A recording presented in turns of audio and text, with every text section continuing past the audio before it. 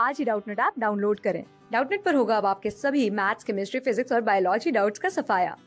बस अपने क्वेश्चन की फोटो खींचो, उसे क्रॉप करो और तुरंत वीडियो सोल्यूशन पाओ। Download now.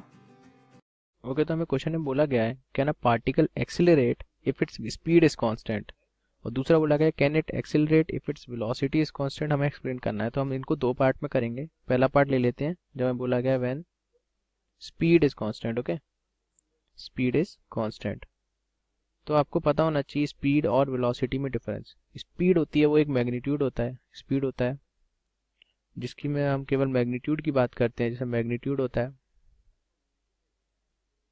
और वेलोसिटी होती है उसकी डायरेक्शन भी होती है। वेलोसिटी में क्या होता है, मैग्नीट्यूड भी होता है और डायरेक्शन भी होता है उसका, वेलोसिटी का।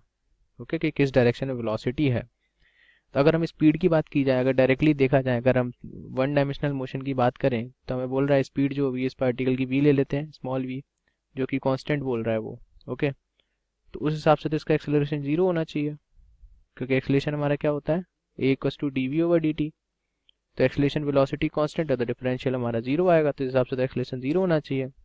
बट अगर हम सर्कुलर मोशन की बात करें, यहाँ पे अगर सर्कुलर मोशन की मैं बात करता हूँ कि एक पार्टिकल है जो कि एक सर्कुलर मोशन कर रहा है, किसी वेलोसिटी, किसी कांस्टेंट स्पीड v से कर रहा है, तो उस पर एक फोर्स लगता है जो कि सेंटर की तरफ लगता है हर इंस्टेंट पे। इस इंस्टेंट पे उसकी स्पीड ये होगी, इस इंस्टेंट पे उसकी स्पीड ये होगी, उस इंस्टेंट पे इसकी स्पीड ये होगी, इस इंस्टेंट पे उसकी स्पीड ये होगी।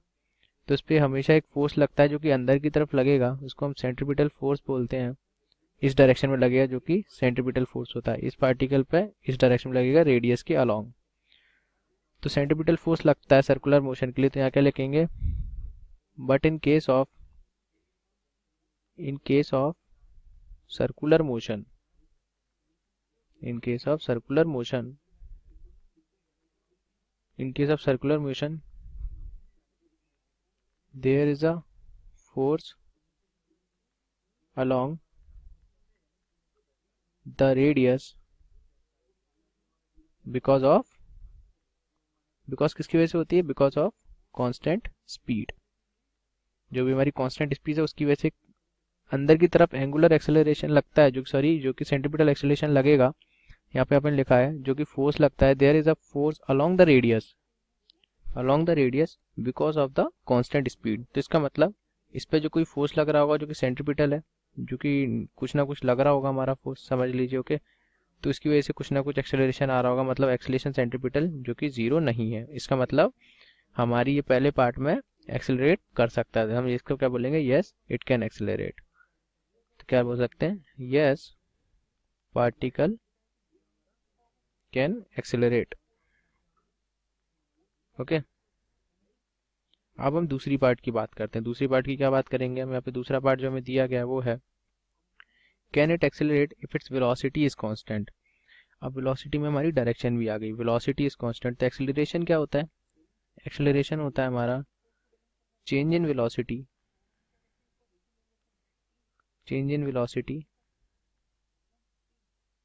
अपॉन टाइम, जो भी लगता है उसे। तो यहाँ पर जब हमारी वेलोसिटी ही कांस्टेंट है, जिसकी डायरेक्शन भी है, वो वेलोसिटी हमारी कांस्टेंट है, उसकी डायरेक्शन भी एक कांस्टेंट है, तो उसका मतलब उसका एक्सेलरेशन हमेशा जीरो होगा, मतलब उसकी चेंज इन वेलोसिटी जीरो होगी, उसकी डायरेक्शन भी सेम, मैग्नीट्यूड भी सेम, उसका मतलब एक ही डायरेक्शन। अगर वेलोसिटी इस डायरेक्शन में है v, तो वो इसी डायरेक्शन में v ही रहेगी, कभी उसकी डायरेक्शन भी चेंज नहीं हो रही है। इसका मतलब उस पर नेट जो एक्सेलरेशन लग रहा है वो जीरो लग रहा है, इसका मतलब ये बॉडी कभी भी एक्सेलरेट नहीं होगी। तो इस पार्ट में हम क्या लिखेंगे, नो पार्टिकल